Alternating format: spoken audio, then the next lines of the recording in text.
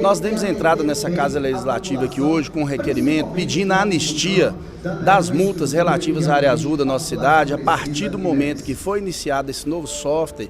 digital aí, para poder conferir essa titularidade do estacionamento, porque muitas pessoas têm dificuldade em baixar esse software, carregar esse software, utilizar esse software, às vezes não tem um pacote de dados necessário, e acreditamos que tem que haver realmente uma maior divulgação do município sobre esse serviço para a população. Muitos estão reclamando que estão recebendo várias multas e nós pedimos essa anistia. E agradecemos aqui também o canal Busque News por levar essa informação para a população, que essa é uma causa muito nobre, que realmente a função do MC Trans é uma função educativa e não é uma função apenas punitiva, porque realmente muitos da nossa cidade não sabem como utilizar um sistema novo, e todo sistema novo tem que ser bem discutido com a sociedade antes de implementar.